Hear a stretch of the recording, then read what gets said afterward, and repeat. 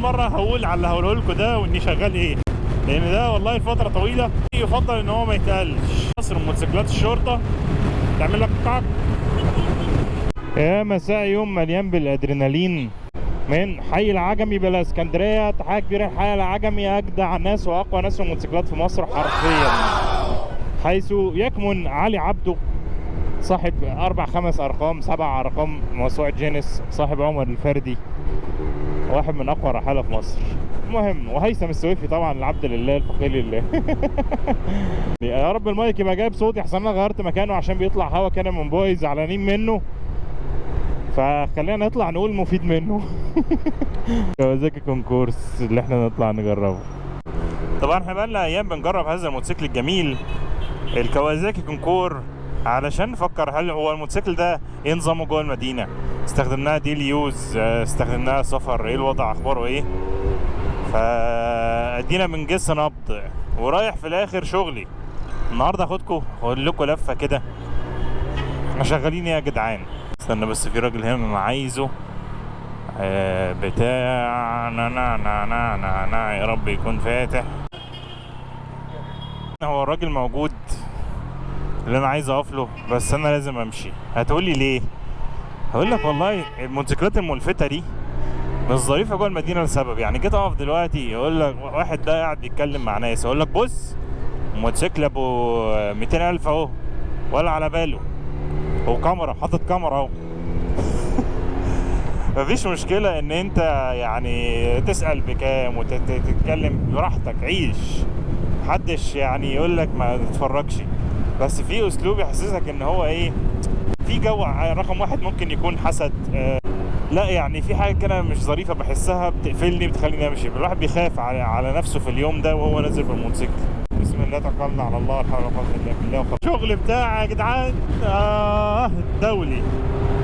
العب العب العب، محدش سامع حاجه طبعا. ها يا سيدي، يا نهار ابيض، حبه ادرينالين وانت رايح على الشغل. انا كل قلقان منه بس بالسرعه ان في شنط الموتوسيكل ده اللي على الجنب شائع عنها جدا ان هي بتقع، وانا في حاجه غاليه جدا ليها علاقه بالشغل جوه الشنط. بس ما شاء الله اداؤه في حته تانية، اداؤه في حته تانية، اداؤه في حته تانية. بص 140. طبعا مش واخد باله الكيلومتر ده او العداد ده بالميل، الكيلومتر صغير تحتيه، فليك على 70 80 وده بالميل الكيلومتر تحته. المهم يا جدعان، العبد لله هيثم شغال ايه. بص انا اول مره هقول على اللي هقوله لكم ده واني شغال ايه، لان ده والله لفتره طويله كان يعني جو ايه يفضل ان هو ما يتقالش. فالنهارده هقول لكم انا شغال ايه او جزء من شغلي ايه، لان العبد لله شغال اكتر من حاجه في نفس الوقت. يعني انا اولا اتخرجت من كليه بيزنس. ايه ده، في ورايا موتوسيكل شرطه. واو، تخيل ان عندنا في مصر موتوسيكلات الشرطه تعمل لك قعق. بيزمر لي، بيحسبني موتوسيكل شرطه زيه. بس ده واحد من موتوسيكلات الشرطه وده موتوسيكل شرطه. المهم انا اتخرجت يا جماعه من كليه ايه؟ العبد لله خريج تجاره انجلش، قسم بزنس ادمنستريشن ماركتنج. فالعبد لله متخرج من كليه تسويق. الكليه عند ناس كتير ما بتفرقش، يعني مش بيشتغل بشهادته حلو، الا ان العبد لله دخلت انا بيزنس دي عن حب. طب يعني ايه عن حب يا عم؟ اقول لكم، انا كنت عايش في السعوديه زمان، ومن وانا صغير، من وانا في اعدادي بحب اجيب حاجات وابيعها، بحب التجاره من وانا صغير. كنت ساعات كده مثلا اجيب لعب، اجيب حاجات معينه من سوق اللعب، ولما اجي وسط اصحابي الاقي واحد معجب بيها اقول له ما تشتريها، يقوم شاريها. كان على موسم العيد في المفرقعات دي اجيب وابيعها لهم عادي، فكان جنان يعني. المهم كبرت طبعا، الموضوع ده كبر لحد الثانويه، وكنت قاعد تاجر في موبايلات بجيب حاجات من الصين وابيعها، بستورد حاجات من اماكن وابيعها، بس طبعا ده على ميزانيه صغيره، بس بتعمل ده، بنجيب حاجات ونبيعها. لحد ما طبعا ايه، قلت ايه ده، انا بحب التجاره، انا لقيت نفسي فيها. فخليني ادخل الكليه دي. المهم ان انا جبت في الثانويه على ما اتذكر مجموعه هندسه، بس هندسه كانت متطوحه، اللي هو تروح بقى في حته مجاهل يعني، اول مجموعه الهندسه يعني. فطبعا لما قدمت انا والدي ووالدتي واهلي كلهم اطباء، اول ما قدمت على الكليه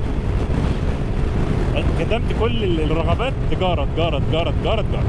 انا عايز ادخل تجاره انجلش، ادخل قسم اداره اعمال، اعرف اكتر ازاي اكون محترف في التجاره، لان حسيت ان انا مش هضيع وقتي بقى في هندسه وقرف. وانا ما والله يعني الله ربنا يخليها الحاجه، اي اي اي اي اي اي يا ولاد الذين بتصلحوا الطريق، حته ناسله بنت لذينه كل يوم اخدها من العربيه. المهم الله يبارك لها امي، دائما كانت الراعي القوي ليا في تجارتي العبيطه الصغيره دي، اللي ممكن اي حد يقول لي لابنه الصغير ركز في مذاكرتك او لا ادخل كليه اعلى والجو ده، اقسم بالله كان دايما معايا بتقول لي اعمل اللي انت عايزه. ربنا يخليها يا رب. انا عايز اكون يعني قد مسؤوليه ان اقدر اعمل كده مع ولادي. بس عموما انا بطول عليكم ها. اللي مستمتع بالفلوج لحد دلوقتي يعمل لي لايك ويدعي لوالدتي كده، ربنا يا رب يديها الصحه والعافيه. يخرب بيت جمال الموتوسيكل، عاجبني يا جدعان، ما بيلهيني. الواحد لو هيروح كل يوم الشغل بالكونكورس ده هينزل الهموم ويملي ادرينالين. خلاص الكلام. دخلت تجاره وبعد كده الحمد لله استفدت منها جدا بصراحه، واستفدت منها اكتر ما جبت فيها مجموع بصراحه يعني العبد اللي ما جابش مجموع حلو في اداره اعمال، مش طالع من الاوائل خالص. اعتقد اني جايب والله ما اعرف 70 اللي هو اول الجيد يعني. والله ما فاكر الجيد كان من كام، الجيد من 65 ولا 70 والله ما فاكر. المهم يعني من ساعتها يا جدعان وانا اصلا من قبل ما اتخرج من الكليه شغوف بالتسويق. تسويق اللغه بنت لذينه تقدر تغير مسار الناس للاتجاه اللي انت عايزه، سبحان الله. والتسويق ده سلاح بيستخدموه الدول في الحروب، سلاح بيستخدموه الشركات لأغراض كتير جدا جدا لا تتخيلها يعني. فدخلت في مجال التسويق ده ومن ساعتها وانا ماسك شركات، والحمد لله مسكت كيانات صغيرة لحد ما الحمد لله بقيت يعني ليا في توكيلات الحمد لله العبد لله ماسكها. النقطة الحلوة اني انا بحب اركب موتوسيكلات، فدمجت ما بين ده والموتوسيكلات. فجزء كبير يا جماعة من صناعة الموتوسيكلات في مصر، الصناعة دي بشكل عام، الشخص اللي بيسوق لها بعيدا عن هيثم موتو فلوج، بس اللي بيعمل لها السوشيال ميديا بتاعها، الفيسبوك، اعلاناتهم، ازاي يسوقوا، ازاي يختاروا وسائل التسويق او السبونسر، او ان هم يجيبوا شخص مشهور او ايا كان. هيثم ده شغلي الاساسي.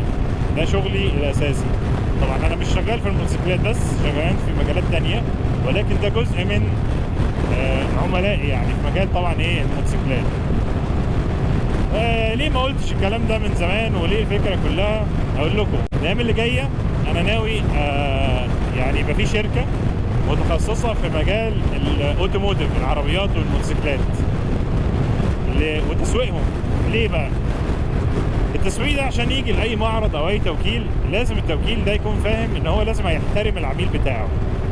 يعني ما ينفعش هيثم يجي عند توكيل حيوان أو توكيل يجي عند توكيل مش بيحترم عملائه ويسوق له. مش عشان هيثم بس، عشان التوكيل ده كده هيضر نفسه. فطول ما في شركة تقدر تسوق للناس بشكل صحيح، توصل للعملاء بشكل كويس، ده بيساعد الشركات في مجال الموتوسيكلات ان هي تدي خدمة افضل، وبيديلها فرصة ان هي تبعد عن ان هي تضر العميل. يعني هنوصل المنتج بتاعك بصورته الكاملة للعميل بشكل كويس، فالعميل يشتري من المنتج المناسب ليه وينبسط بدل ما يشتري المنتج الغلط ليه. فجزء كبير جدا ان انا بقول لكم يا جماعة شغالين النهاردة، لان انتوا اهلي ناس كتير جدا بتسألني عن النقطة دي، عايزة تعرف انا اصلا يعني مصدر رزقي ايه، بشتغل في ايه. طبعا الحمد لله ان ليا اكتر من مصدر دخل، ودي شيء اساسي في حياتك. ما تخليش بقى مصدر دخل واحد، الحمد لله لازم تخلي 3-4 مصادر دخل، لان الحياة ما بتقفش عليك. فلو عمل مصدر دخل واحد او ايا كان، او انت وظيفة او ايا كان، احيانا في يوم من الايام ممكن تقف، فتبقى دي فتره صعبه في حياتك يعني. طبعا كل شويه تشيك على الشنط يا جماعه في المرايه دي والشنط في المرايه دي. يعني فعلا اللي شاري كونكورس من عيوبه الرهيبه ان الشنط بتاعته دي بتقع، والشنطه غاليه جدا. الله الله الله الله الله الله، الشنطه بتاعته غاليه جدا. الشنطه ممكن يوصل سعرها ل20,000 جنيه مستعمله في مصر. ممكن لو جبتها من بره تقف عليك ب25,000 جنيه. ده غير بقى الاشياء اللي جواها اللي انت ممكن تكون فقدتها. فشيء يعني شيء رخم. في تعديل بيعملوه، بيعمل خرم كده في حته ان هي تبقى بصراحه اقوى بكتير جدا. فانا غالبا يعني لو اشتريت الموتوسيكل ده او امتلكته في يوم من الايام هعمل التعديل ده بدون نقاش يعني. بس طبعا عشان الموتوسيكل ده مش بتاعي فمضطر امشي عليه ستوب. واكتر الحاجات اللي بتوقع الشنط هي المطبات، او انك تاخد مطب والهواء يجي يكمل، هي ما بتقعش لله وللوطن، اماكن نسبتها ضعيفه. بس بما ان انا دلوقتي طالع اتمشى شويه بالموتوسيكل، وبما ان انا معايا لابتوبي فاقدر اخلص شغلي من اي مكان انا والتيم بتاعي، فانا دلوقتي رايح فين؟ رايح عند ريبسول اون، واحد من اروع الاماكن اللي ممكن تيجي تشتغل فيها او تقعد تروق فيها والموتوسيكل بتاعك يكون قريب. خلينا نقعد في ريبسول اون شويه نشرب حاجه. ايه ده؟ قدام هتلاقي بايكرية هنا على فكرة، غالبا هتلاقي بايكرية. في واحد اهو معاه الكيوي الكيت الجديد بايكر.